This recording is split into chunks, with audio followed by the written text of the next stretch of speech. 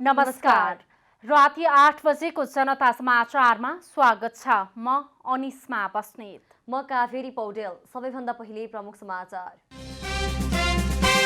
प्रहरी प्रधान कार्यालयले म्यादी प्रहरीको सूचना प्रकाशन गरेसँगै भर्नाका लागि सर्वसाधारणको भिड आवेदन दिने अन्तिम मिति चैत्र 11 सम्म। स्थानीय तहको निर्वाचनमा आफ्नो पार्टी पहिलो बन्ने माओवादी अध्यक्ष दाहालको दावी। निर्वाचनको तयारीमा जुट्न नेता कार्यकर्तालाई निर्देशन। स्थानीय तहको निर्वाचनमा 5 दलीय गठबन्धन मिलेर नआए एमालेसँग नटिक्ने अध्यक्ष ओलीको दावी। मुलुक निर्माणमा एमाले बलियो बन्नुपर्ने तर्क। बेलायतद्वारा युक्रेनी राष्ट्रपति जेलेन्स्की र उनको परिवारलाई शरण दिने प्रस्ताव जेलेन्स्कीले गरे अस्वीकार। र आइसिसी महिला विश्वकप क्रिकेटमा इङ्ल्यान्डको दोस्रो जित, न्युजिल्यान्ड 1 विकेटले पराजय।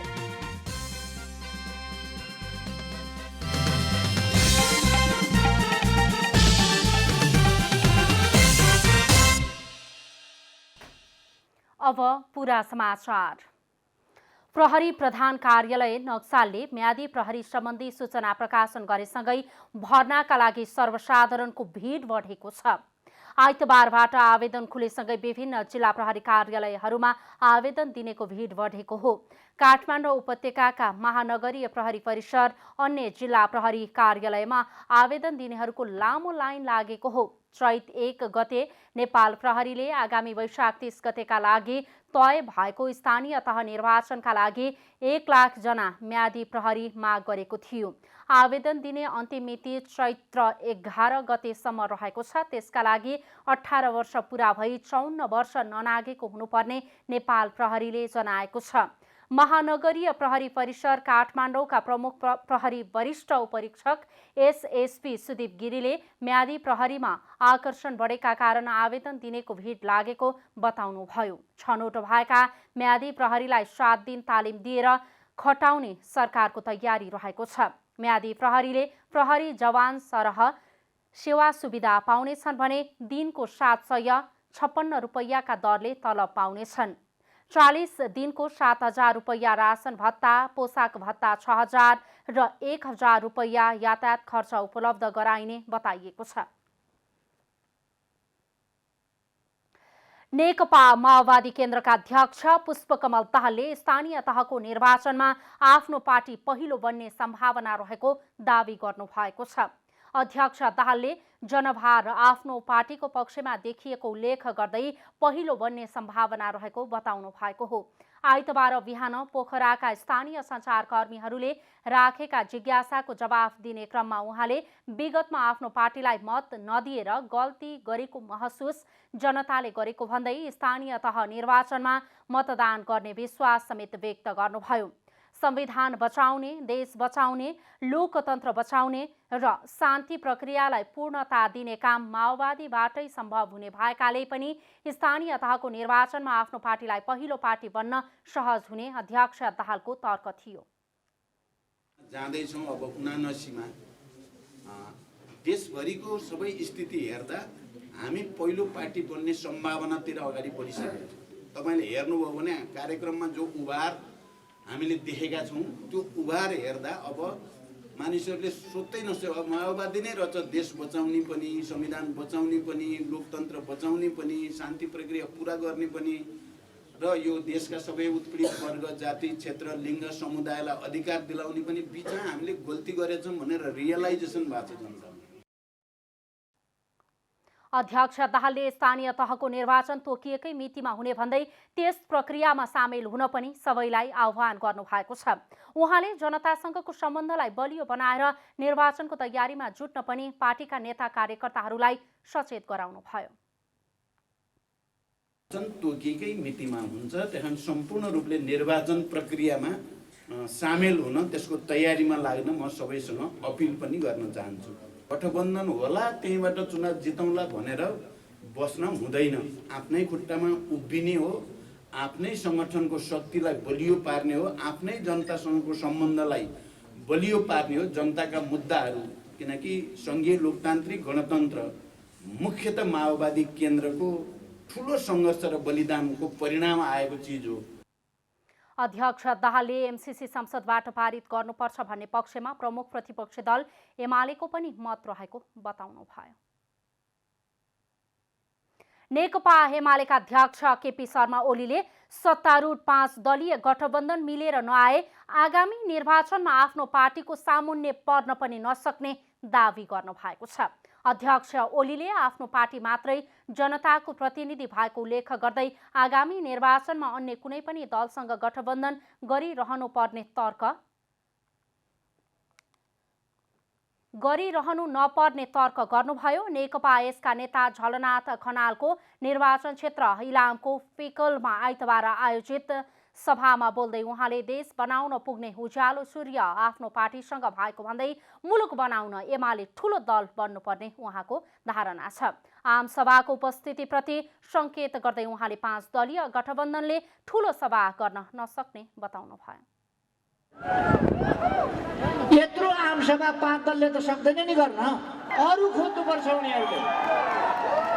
नेकपा एमाले मात्रै हो सिङ्गो जनताको प्रतिनिधि, त्यसलाई 5 दल 7 दल चाहिँदैन, एउटै दल एमाले पार्टी। अध्यक्ष ओलीले खनाललाई लक्षित गर्दै एमालेको नुन बिर्सिनेहरूलाई आगामी निर्वाचनमा जनताले जवाफ दिनुपर्ने बताउनुभयो। आगामी निर्वाचनमा एमालेको बाकस खाली गरिदिने खनालको अभिव्यक्तिप्रति कटाक्ष गर्दै उहाँले अर्काले लगाइदिएको जुङ्गामा ताउ लगाएर बाकस खाली गर्छु भन्न नसुहाउने बताउनु भयो। टाँसी दिएका जुगा उखालेर त्यो त खौरिएर छोड्नुपर्छ नि। नेकपा एमालेले लगाइदिएका जुगा ताउ लगाउने अहिले, अनि एमालेको बाकस खाली गर्छु भन्ने।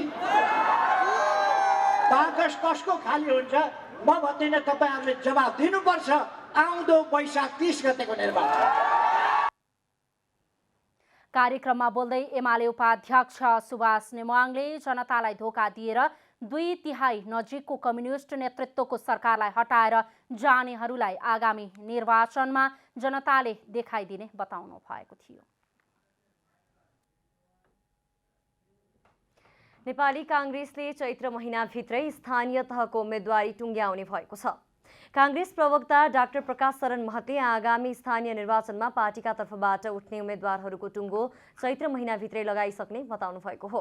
विधानले नै पार्टीका तर्फबाट विभिन्न तहका निर्वाचनमा उठाइने उम्मेदवारहरूको टुङ्गो लगाउन केन्द्र, प्रदेश, जिल्ला र पालिका तहमा संसदीय समितिको व्यवस्था गरेको बताउँदै आगामी स्थानीय निर्वाचनमा पार्टीका तर्फबाट उठाइने उम्मेदवारहरूको टुङ्गो सोही अनुसार लगाइने महतले बताउनुभयो। उहाँले पार्टीको तल्लो तहका समितिले टुङ्ग्याउन नसकेका विवाद भए मात्र केन्द्रले हेर्न सक्ने पनि बताउनुभयो।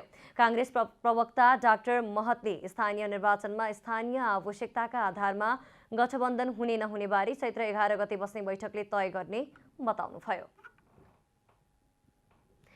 नेपाली कांग्रेसको भ्रातृ संगठन नेपाल विद्यार्थी संघले विधानको पूर्ण कार्यान्वयन गर्नुपर्ने लगायतका माग पूरा गर्न पार्टी नेतृत्वलाई दबाब दिन सुरु गरेको छ।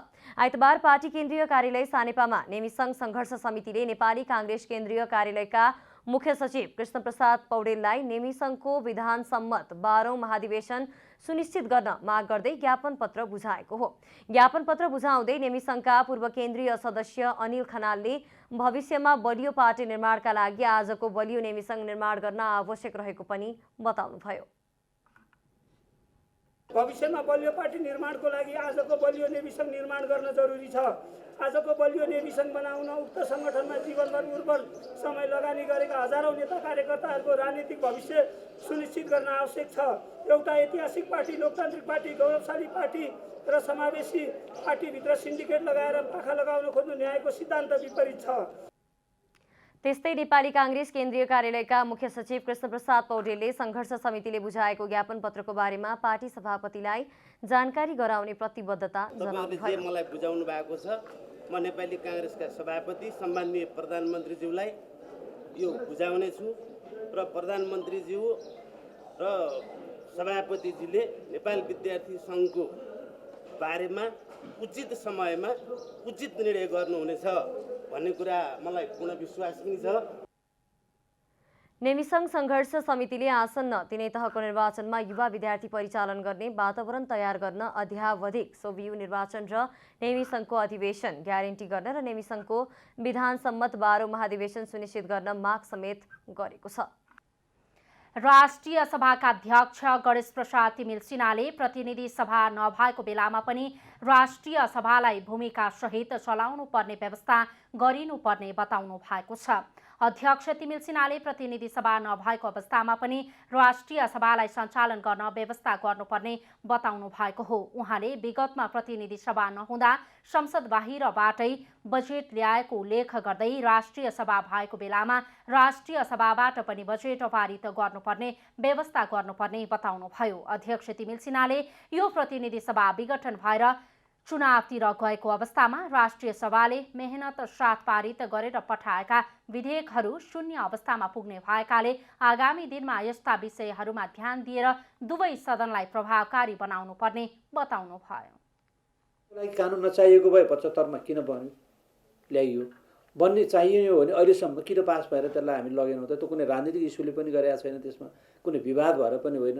तर यस्तो खालको एउटा स्थिति अहिले छ, यस्ता केही कानुन छन्। यो प्रतिनिधि सभामा त्यो पास भएन र चुनावतिर गयो, विघटन भयो या चुनावमा गयो भने यी सबै हामीले त्यत्रो मेहनत गरेर पास गरेर त्यहाँ पठाएका दर्जनभन्दा बढी विधेयक छन्, ती विधेयक शून्यमा जान्छ भनेपछि फेरि ती उठान गरेर नयाँ प्रक्रिया त्यही जाँदाखेरि यसको के प्रभाव पर्छ त? यस्ता कुराहरू केही छन्। अध्यक्ष तिमिल सिन्हाले विधेयकको आवश्यकता र महत्त्वलाई हेरेर छिटोभन्दा छिटो पारित गर्नुपर्नेमा जोड दिनुभयो। उहाँले ऐन नियमावली अथवा आवश्यकता अनुसार संविधान संशोधन गरेर भए पनि राष्ट्रिय सभालाई कामकाजी बनाउनु पर्ने बताउनुभयो। नियमावली संशोधन गरेर हुने सवालमा नियमावली संशोधन गर्ने कुरामा हामी लाग्नुपर्ने हुन्छ। अब ऐनमा परिमार्जन गर्नुपर्नेछ भने ऐन परिमार्जन गर्ने बेलामा हामी यो कुराहरू उठाउँछौँ। संविधानमै परिवर्तन गर्नुपर्ने कुरा छ भने संविधान संशोधनको समयमा र कुनै पनि उपयुक्त समयमा यी विषयहरूको उठान हुनेछ र सम्बोधन पनि हुनेछ। उहाँले यस सन्दर्भमा उपयुक्त समयमा विषयको उठान हुने र सम्बोधन पनि हुने विश्वास व्यक्त गर्नुभएको छ। उपराष्ट्रपति नन्दबहादुर पुनले मान्छेका बीचमा हुने विभेदको अन्त्य हुनुपर्ने बताउनु भएको छ। आइतबार काठमाडौँमा आयोजित स्वर्णिम युग फाउन्डेसनको शुभारम्भ तथा खेम शर्माद्वारा लिखित पुस्तक स्वर्णिम रहस्य विमोचन समारोहमा बोल्दै उपराष्ट्रपति पुनले मान्छेका बीचमा असमानता र विभेद हुन नहुने बताउनु भएको हो। समाजमा धनी र गरिबका बीचमा शिक्षा र स्वास्थ्यको क्षेत्रमा असमानता र विभेद रहेको भन्दै त्यस प्रकारको विभेदको अन्त्य हुनुपर्ने बताउनुभयो। उपराष्ट्रपति पुनले विभेदको अन्त्यका लागि थुप्रै खालका राजनीतिक सङ्घर्षहरू भए पनि जनताले अपेक्षा गरे अनुसारको परिवर्तन हुन नसकेको बताउनुभयो। मान हुनुपर्छ, मान्छे बीचमा विभेद हुनु हुँदैन, असमानता हुनु हुँदैन। कसैको छोराछोरीहरूले पढ्न पाउने, कसैको छोराछोरीहरूले पढ्न नपाउने, कोही व्यक्तिले चाहिँ लाखौँ करोडौँ खर्च गरेर उपचार गर्न पाउने, कोही व्यक्ति सिटामोल पनि नपाएर मर्नुपर्ने। यो कस्तो असमानता, यो खालको विभेद, यो खालको असमानता किन छ समाजमा? त्यसकारण यो हामीले भन्ने गरेका छौँ, समानता हुनुपर्दछ, विभेदको अन्त्य हुनुपर्दछ। त्यसकारण थुप्रै अभियानहरू चल्ने गरेका छन्। उपराष्ट्रपति पुनले देशले मलाई के दियो भनेर होइन, देशलाई मैले के दिन सक्छु भनेर सोच्नुपर्ने बताउनुभयो। सकारात्मक सोचका साथ देशका लागि सकेको योगदान गर्नुपर्नेमा उहाँले जोड दिनु भएको छ। देशले मलाई केही दिएन भन्नुभन्दा पनि मैले देशलाई के दिएँ, के दिन सक्छु, के गर्न सक्छु भन्ने सोचको विकास हुनु जरुरी छ जस्तो मलाई लाग्छ। त्यसकारण यही कुरालाई अलि बढी फोकस गरेर समाजमा सकारात्मक सोचको विकास होस् र सबैले सकारात्मक ढङ्गले सोचौँ र केही न केही आफ्नो ठाउँबाट योगदान गरौँ। उहाँले अनुशासित, नैतिकवान, पारदर्शी र अरूको हितको लागि सोच्ने व्यक्तिले मात्रै समाजका लागि राम्रो गर्न सक्ने बताउनुभयो। नेपाल राष्ट्र ब्याङ्कले विदेशबाट वस्तु आयात गर्दा 100% मार्जिनको व्यवस्थाले साना व्यापारी मारमा परेको बताएका छन्। सरकारवाला निकायहरूसँग छलफल समेत नगरी आयातमा 100% मार्जिनको व्यवस्था गरेकाले आयात गरिएको सामान भन्सारमा नै रोकिँदा व्यापार धराशाही बन्न लागेको बताएका छन्।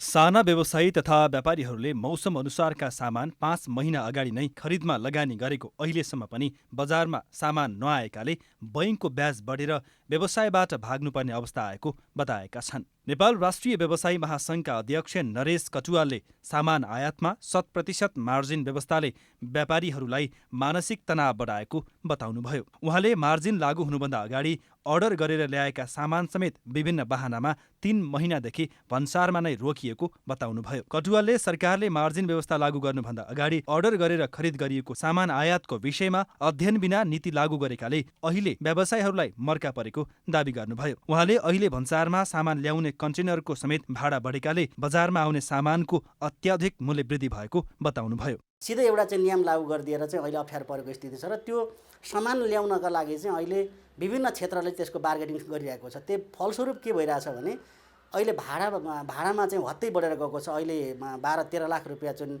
कन्टेनरको चाहिँ 26-27 किलोमिटरको एउटा भाडामा बढोत्तरी भएको छ भनेदेखि सामान सही समयमा त्यो सामान ल्याउन सकेको छैन र केही मान्छेहरूले त्यसलाई चाहिँ बार्गेनिङ गरेर चाहिँ कमाइ खाने भाडो बनाएका छन्। त्यस्तै काठमाडौँको महाबौद्धमा कपडा व्यापार गर्ने व्यापारी झबिन्द्र जीसीले 3 महिना अगाडि गर्मी महिनाको सामान खरिद गरे पनि अहिलेसम्म भन्सारबाट सामान नआएको बताउनुभयो। उहाँले सरकारले सामान आयातमा ल्याएको 100% मार्जिनको नीतिले साना व्यवसायीलाई थप मारमा पारेको बताउनुभयो। हामी 3 महिना भयो हजुर तपाईँको सामान हालेको, अहिलेसम्म सामान कति एक दुई भ्यारी पनि आएको छैन भनेपछि हामी कति घाटामा कति लसमा छौँ एउटा कुरा। अर्को कुरा सरकारले जुन यो नीति ल्याएको छ यो नीतिमा त तपाईँको हामी अब सानो सानो जुन व्यापारी छौँ यो त हामी कसरी त्यहाँसम्म पुग्न सक्छौँ त्यहाँ पनि छ एउटा कुरा। अरू कुरा अब त्यो सामान ल्याइसकेपछि नि यहाँ बेच्नलाई धेरै गाह्रो छ। अब हजुरको महँगिन भनेर पहिला तपाईँको यही प्यान्ट हामीले दसैँको वरिपरि दसैँ तिहारमा ल्याउँदाखेरि हाम्रो 290-300 थियो, अहिले 400 भन्छ भन्सार एक पिसको बराबरको। अनि त्यो एक पिस बराबरको 400 रुपियाँ तिरेर ल्याएर उहाँ तपाईँहरूले अब हामीले कसरी बेच्ने, कतिमा बेच्ने। सरकारको नीतिको कारण साना व्यापारी मर्कामा परेको अर्का व्यापारी कुलेन्द्र जीसीले बताउनुभयो। उहाँले अर्डर गरिएका सामान भन्सारबाट सहज रूपमा 5 महिनासम्म नआउँदा व्यापार नै ठप्प रहेको बताउनुभयो। अहिलेभन्दा 4 महिना 5 महिना हालेको सामान हाम्रो आएको छैन। के भनेको राष्ट्र ब्याङ्कले चाहिँ यो जुन एलसीको समस्या छ यो चाहिँ सहज रूपमा चाहिँ नगर्देर सहजीकरण नगर्देर देशले हामीलाई अलि अप्ठ्यारो पारेको छ। दक्षिणी नाकामा पनि त्यस्तै नै छ। खास गरी यो इन्डियाको कलकत्ताबाट हुँदै आउने सामान चाहिँ तपाईँको 4 महिना 5 महिना लागेको छ। त्यसरी 4-5 महिना लगानी गरेको सामानमा नआउँदाखेरि त व्यापार व्यवसाय त स्वाभाविक रूपले चाहिँ समस्यामा पर्ने भए अनि व्यापार व्यवसाय त धराशायी ठप्प छ। सामान समयमा आउँदैन। अब सामान सबै वृद्धि भएछ कि एकदम भाउ सोचेको भन्दा बेसी हो। मान्छेलाई ग्राहकलाई भन्यो भने तर्सिन्छ कति महँगो भएको भने त्यही हो समस्याले भाउ वृद्धि भएछ। सरकार त आफै नाङ्गो छ के पहल गर्छ सरकारले सबै थोप्रो उपभोक्ताले लगाएर राख्ने हो। सरकार के पनि गर्दैन। एकदम धराशय अवस्था छ व्यापार। अब त्यसलाई बयान गर्नै सक्दैन कुन कुराबाट बयान गर्ने। व्यापारीहरूले 5 महिना अगाडि अर्डर गरेको सामान समयमा नै नआउँदा व्यापार गर्न समेत नपाएको बताएका छन्। बैंक कर्जाको ब्याजदर वृद्धि, भाडा वृद्धि र सामानको मूल्य वृद्धिको कारण व्यापार गर्न नसक्ने अवस्था आएको उनीहरूको भनाइ छ। प्रत्येक बालबालिका किशोरी तथा महिलाहरूको भयरहित वातावरणमा स्वतन्त्र एवं सुरक्षित भई बाँच्न पाउने अधिकार सुनिश्चित हुनुपर्ने भन्दै समृद्ध फाउन्डेसन नेपाल राष्ट्रिय महिला आयोगलाई ध्यान आकर्षण गराइएको छ। मोरङ सुन्दर हरैचा नगरपालिका 7 का 25 वर्षीय अजय चौधरी र 28 वर्षीय मिथुन चौधरीले मोरङ बेलबारी 8 की 18 महिने बालिकाको बलात्कारपछि हत्या गरेका थिए। हत्या आरोपी मध्ये अजय यसअघि पनि यस्तै अपराधमा संलग्न भई केही महिनाको सजाय पाएर जेल मुक्त भएका थिए। बलात्कार र हत्या हिंसा जस्ता जघन्य अपराधमा संलग्न अपराधीलाई हदैसम्म कारबाही गर्नुपर्ने समृद्धि फाउन्डेसनको भनाइ छ। यो क्षतिपूर्ति दिएर सम्भवै छैन। 18 महिनाको बालिका घरबाट लगेर बलात्कार गरेर मारेर फालिन्छ भने त्यो क्षतिपूर्ति सम्भव छैन। म आमा हो, हामी सबै आमा कतिपय छौँ, तर यो क्षतिपूर्ति हुन सक्दैन। राज्यले यस्ता कुराहरू पुनः दोहोऱ्याउन दिनु हुँदैन र हामी यो कुराहरू गृह मन्त्रालय, प्रधानमन्त्री लगायतको सम्बन्धित निकायलाई यो ज्ञापन पत्र सहित अर्को ज्ञापन पत्र लिएर ध्यान आकर्षण गराउँछौँ भन्ने। प्रत्येक बालबालिका, किशोरी तथा महिलाले भयरहित वातावरणमा स्वतन्त्र एवं सुरक्षित भई बाँच्न पाउने अधिकार सुनिश्चित गर्न र यस्ता दुःखदायी घटनालाई रोक्न सरकारको ध्यान आकर्षण गर्नका निम्ति राष्ट्रिय महिला आयोगले अहम भूमिका खेल्ने बताएको छ। नेपाल उद्योग वाणिज्य महासंघका उपाध्यक्ष अञ्जन श्रेष्ठले सरकारले उद्योगी व्यवसायीहरूलाई हेर्ने दृष्टिकोण कहिल्यै परिवर्तन नभएको गुनासो गर्नुभएको छ।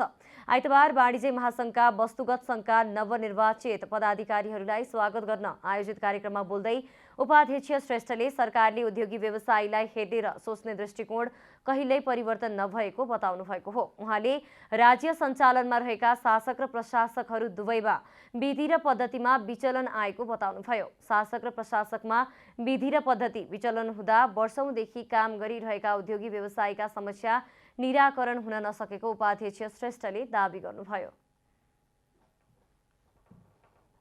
शासक र प्रशासकहरू चाहिँ विधि र पद्धतिबाट चाहिँ नि विचलन भए विखलन भए भन्नुपर्छ कि क्या हो भन्ने जस्तो अवस्थाहरू छ। यही शब्द भनिरहँदाखेरि सचिवज्यूहरू एकदमै दुःख मना पनि गर्नुभयो। उहाँहरूले चाहिँ नि तपाईँले यसो भनिदिनु भएन भन्ने कुराहरू पनि राख्नुभयो, आग्रह गर्नुभयो कि यस्तो किसिममा बोलिदिनु भएन, अलिक पोजिटिभ सोचेर गरिदिनु भयो। हामी व्यवसायीहरूलाई चाहिँ नि कता कता लाग्छ कि राज्यले भनौँ, शासक प्रशासकले विशेष भनौँ, हेर्ने दृष्टिकोण, सोच्ने दृष्टिकोण कहिले पनि परिवर्तन भएन जस्तो लाग्छ। त्यस्तै कार्यक्रममा बोल्दै नेपाल मुद्रा विप्रेषक संघका अध्यक्ष चन्द्र टण्डनले मुलुकमा विदेशबाट आउने रेमिट्यान्स बढाउनका लागि बैंकिङ च्यानललाई बलियो बनाउनु पर्ने बताउनुभयो। उहाँले बैंकिङ च्यानलबाट रेमिट्यान्स ल्याउनका लागि सरकारले रेमिट्यान्स पठाउनेलाई सहुलियतको व्यवस्था गर्नुपर्ने बताउनुभयो। पैसा पठाउने व्यक्तिले अथवा पैसा प्राप्त गर्ने व्यक्तिले सर्टेन बेनिफिट दियो भने खुसी हुन्छ। हामीलाई ती वैदेशिकमा जाने व्यक्तिलाई धेरै ठुलो कुरा दिनु पर्दैन। पासपोर्ट रिन्यू गर्दाखेरि 2 दिन लाइन भएको अबुधाबीको नेपाल एम्बेसीमा उसले 50% डिस्काउन्ट यदि उसले ब्याङ्किङ च्यानलबाट पैसा पठाएको छ भने त्यति मात्रै गरियो भने उसको निम्ति ठुलो कुरो हुन्छ। नेपालमा ऊ आइसकेपछि फेरि पुनः श्रम स्वीकृति लिएर विदेश जानको लागि उसले 50% मात्र श्रम स्वीकृतिमा डिस्काउन्ट दिन सक्यो भने त्यसलाई ठुलो मोटिभेसन हुन्छ। ती विदेशमा बस्ने नेपालीहरूको निम्ति कमसेकम 10% भए पनि आइपिओमा हामी एउटा कोटा छुट्याइदिउँ। महासंघले 4 वटा वस्तुगत संघका सदस्य संस्थाका पदाधिकारीलाई स्वागत गरेको थियो, जसमा नेपाल निर्माण व्यवसायी महासंघ, महिला उद्यमी महिला महासंघ, नेपाल खुद्रा विप्रेषक संघ र नेपाल रेस्टुरेन्ट एन्ड बार एसोसिएसनका पदाधिकारीलाई स्वागत तथा बधाई दिएको थियो। सशक्तिकरण एक प्रक्रिया हो जसले व्यक्तिलाई बलियो र आत्मविश्वासी बनाउँछ। यसरी हेर्दा महिला सशक्तिकरणको शाब्दिक अर्थ महिलालाई बलियो र आत्मविश्वासी बनाउने प्रक्रिया हो भन्ने हुन आउँछ। महिला सशक्तिकरण प्रतिशतात्मक मान्यताले प्रतिपादन गरेको अवधारणा हो। पुरुषलाई यो संरचनाले अख्तियार र शक्ति दुवै दिएको छ। पछिल्लो समय देशमा महिला हिंसा दिन प्रतिदिन बढिरहेको छ। बलात्कार जघन्य अपराध हो जुन पछिल्लो समय दिन प्रतिदिन बढिरहेको छ। विगतमा छिटफुटमा आउने बलात्कारका समाचार अहिले दिनहुँ जसो पढिने र सुनिने गरेका छन्। यस्ता समाचार र प्रहरी आँकडाले मुलुकमा बलात्कार बढिरहेको देखाउँछ। पछिल्लो समय त बलात्कारपछि हत्या गर्ने घटनाको श्रृङ्खला पनि बढेको देखिन्छ। महिला हिंसामा परेका कति महिला बालबालिकाहरूले आजसम्म न्याय पाउन सकेका छैनन्। विगत 24 वर्षदेखि न्यायमा पहुँच दिलाउन लागि परेको महिला जागरण विकास केन्द्रले सीमान्तकृत वर्ग महिला र बालबालिकाहरूको लागि काम गर्दै आइरहेको छ। आइतबार काठमाडौँमा कार्यक्रम आयोजना गर्दै महिला जागरण विकास केन्द्रको अध्यक्ष अनिता श्रेष्ठले देशमा जबसम्म सुशासन हुँदैन तबसम्म व्यक्तिले न्यायको महसुस गर्न नसक्ने बताउनु भएको छ। महिला जागरण विकास केन्द्रले गत 1.5 वर्ष अगाडिदेखि यो विषयमा चाहिँ हामीले यो सिभिक इन्गेजमेन्ट अथवा नागरिकको संलग्नता केमा भन्दाखेरि विधिको शासन र यो जवाफदेहिता र पारदर्शितामा चाहिँ नि कस्तो हुनुपर्छ, कसरी जानुपर्छ र यसको लागि चाहिँ नि विभिन्न किसिमका कानुनहरू विभिन्न किसिमका नीतिहरूमा कसरी चाहिँ नि हामीले चाहिँ नि यसलाई चाहिँ नि सुधार गर्दै लानुपर्छ भन्ने कुरामा चाहिँ नि यो हाम्रो महिला जागरूकता विकास केन्द्रले विभिन्न किसिमको कार्यक्रमहरू गर्दै आएको छ। बालबालिकाहरूले पनि आफ्नो विचार निर्धक्क रूपमा राख्न पाउनुपर्छ भन्दै बालबालिकाहरूको अवस्थालाई हेर्ने र बुझ्ने सबैको दायित्व रहेको अधिवक्ता श्रेष्ठले बताउनुभयो। बाबुआमा छुटिँदैछ भने अन्डर एजको बच्चालाई पनि बाबुआमा कोसँग बस्ने भन्ने कुरामा उसको विचार व्यक्त गर्न पाउने कुराहरू छ। र सिआरसीले पनि के भनेको छ भन्दाखेरि बालबालिकाको पनि सहभागिता उमेर मुताबिकको चाहिँ आफ्नो विचार व्यक्त गर्न पाउने कुरा गरिरहेको छ। त्यसले गर्दाखेरि अहिलेको कन्टेक्स्टमा हामीले के हेर्न पर्छ भन्दाखेरि चाहिँ इभल्भिङ क्यापेसिटी अफ कन्सेन्टलाई कसरी हेर्ने, बालबालिकाको पनि सहमति गर्ने, कुरा बुझ्ने, होइन 7 वर्षको बच्चाको एउटा अवस्था होला, 17 वा 18 वर्षको बच्चाको एउटा अवस्था होला, त्यसलाई कसरी हेर्ने भन्ने कुरा हो। डाक्टर लक्ष्मी प्रसाद मैनालीका अनुसार 18 वर्ष पुगेको मान्छे शारीरिक र मानसिक रूपमा परिपक्व भइसकेका हुन्छन्। उ त यो के भयो, किन उसलाई बिहे गर्नको लागि फिजिकल्ली मेन्टल्ली ऊ परिपक्व भइसकेको हुन्छ, त्यसकारण उसलाई उमेर पुगिसकेपछि किन राज्यले कानुन बनाएर उसलाई एउटा जोडी रोज्न पाउने अधिकारबाट वञ्चित गर्ने अर्को स्कुल अफ थट्स। फितलो कानुन भएका कारण पनि महिलाहरू पिछडिएका छन्। महिला र बालबालिकाहरूलाई हरेक क्षेत्रमा सहयोग गरे उनीहरूले समाजमा महत्त्वपूर्ण योगदान दिने निश्चित छ। क्यामेरामा जयराज थपलियाका साथ यशोदा चौलागाई, काठमाडौँ। अब आर्थिक समाचार।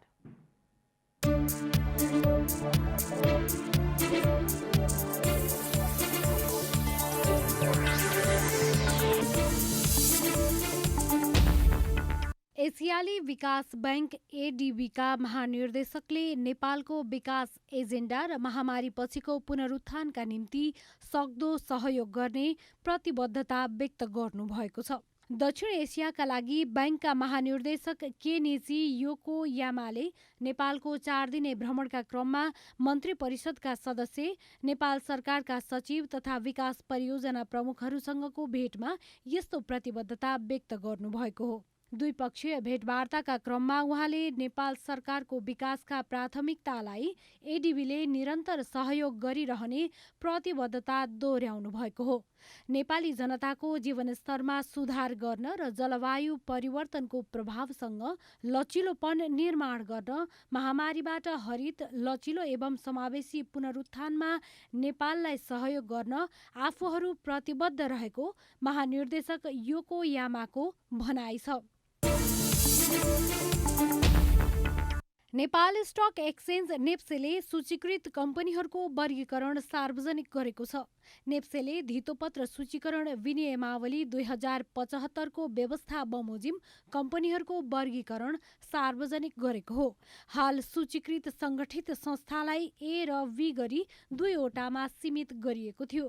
2075 सालदेखि नेपाल धितोपत्र बोर्डले लागू गरेको नयाँ नियमावलीमा कम्पनीहरूलाई अन्तर्राष्ट्रिय अभ्यासलाई समेत दृष्टिगत गरी ए, बी, जी र जेड गरी 4 वर्गमा वर्गीकरण गर्ने व्यवस्था छ। सोही अनुसार नेप्सेले संस्थाको सुक्ता पुँजी, प्रतिफल, नियम परिपालना लगायतको स्थितिलाई हेरी नयाँ वर्गीकरण सार्वजनिक गरेको हो। नेप्सेले गरेको वर्गीकरणमा राम्रो मानिने ए वर्गमा 25 वटा वाणिज्य बैंक परेका छन्।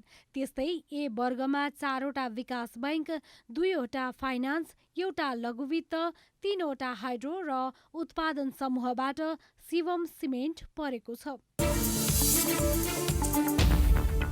नेपाल प्रहरीको केन्द्रीय अनुसन्धान ब्युरो सीआईबीले अनुसन्धानका लागि कलाकार प्रियङ्का कार्कीलाई बोलाएको छ। क्रिप्टो करेन्सी सम्बन्धी घटनामा सोधपुछ गर्न कार्कीलाई बोलाइएको हो। प्रहरीले सोधपुछका लागि बोलाएपछि आइतबार दिउँसो नायिका कार्की ब्युरोमा पुगेकी हुन्। सामाजिक सञ्जालमा प्रयोग भएको एक फोटोमा प्रियङ्काले क्रिप्टोलाई प्रमोसन गर्ने हिसाबले पोस्ट गरेको देखेपछि उनलाई अनुसन्धानमा तानिएको हो। प्रियङ्का आफैले बनाएर पोस्ट गरेको हो वा अन्य मानिसले नै बनाएर पोस्ट गरेको हो भन्ने बुझ्नको लागि प्रहरीमा उनलाई बोलाइएको हो। यस्तो गतिविधि गरेको पुष्टि भएमा नेपाल राष्ट्र ब्याङ्क ऐन 2058 को दफा 96 अनुसार दण्ड सजाय हुनेछ। अब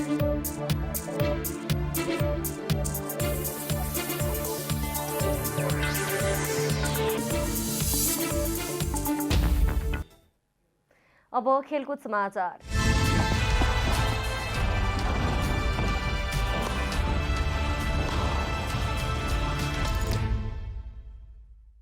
आइसिसी महिला विश्वकप क्रिकेटमा इङ्ल्यान्डले दोस्रो जित निकालेको छ। घरेलु टोली न्युजिल्यान्डलाई आइतबार 1 विकेटले पराजित गर्दै प्रतियोगितामा दोस्रो जित निकाल्न सफल भयो। जितपछि इङ्ल्यान्ड 4 अङ्कसहित तालिकाको 5औं स्थानमा उक्लदा समान 4 अङ्क रहेको न्युजिल्यान्ड 6औं स्थानमा रहेको छ भने 4 अङ्क नै भएको भारत 4थो स्थानमा रहेको छ। न्युजिल्यान्डले दिएको 204 रनको लक्ष्यपछि आएको इङ्ल्यान्डले 9 विकेट गुमाएर पूरा गरेको हो।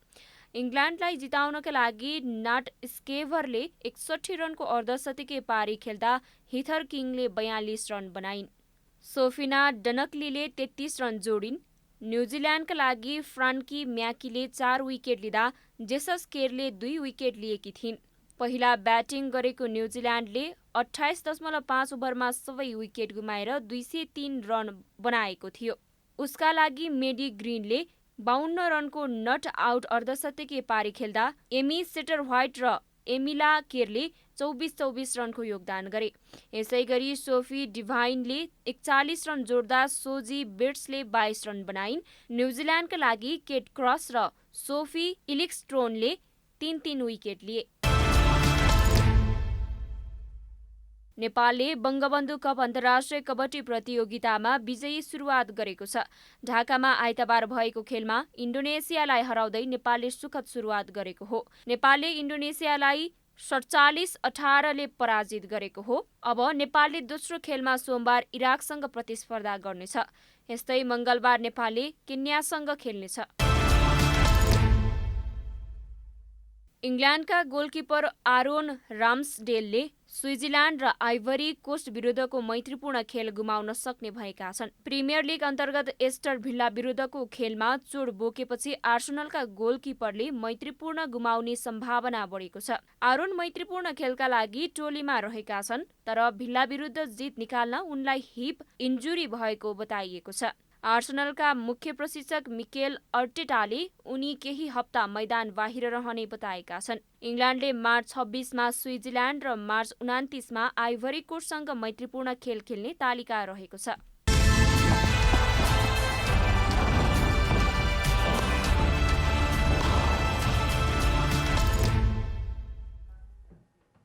अब मौसम समाचार।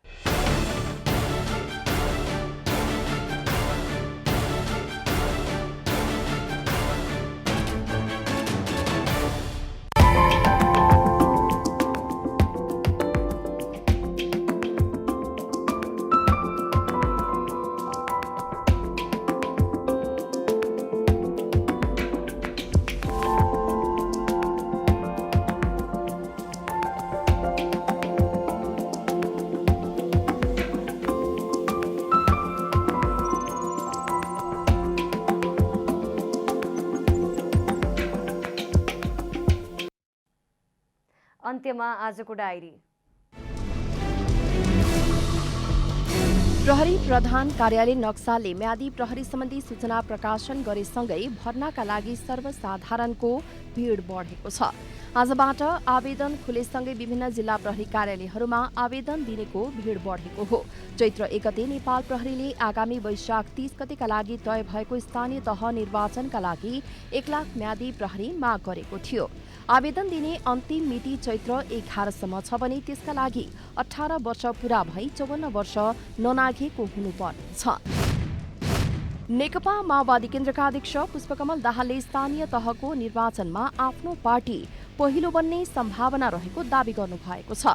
संविधान बचाउने, देश बचाउने, लोकतन्त्र बचाउने र शान्ति प्रक्रियालाई पूर्णता दिने काम माओवादीबाटै सम्भव हुने भएकाले पनि स्थानीय तहको निर्वाचनमा आफ्नो पार्टीलाई पहिलो पार्टी बन्न सहज हुने अध्यक्ष दाहालको तर्क थियो। नेपाली कांग्रेसले चैत्र महिनाभित्रै स्थानीय तहको उम्मेदवारी टुङ्ग्याउने भएको छ।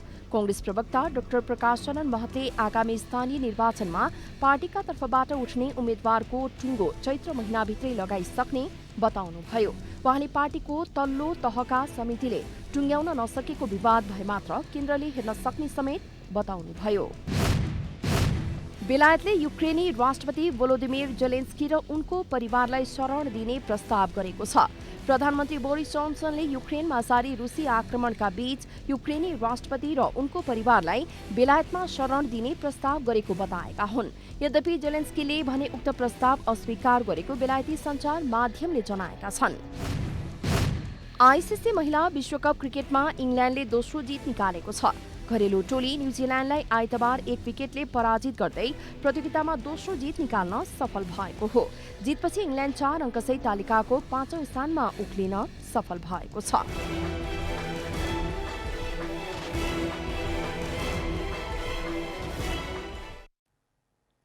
जनता समाचार अहिलेलाई यति नै। जनताद्वारा जनताका लागि प्रसारित जनता टेलिभिजनका कार्यक्रमहरू युट्युब, ट्विटर, फेसबुक र हाम्रो वेबसाइट जनतासमाचार.com मा पनि पढ्न र हेर्न सक्नुहुनेछ। नमस्कार।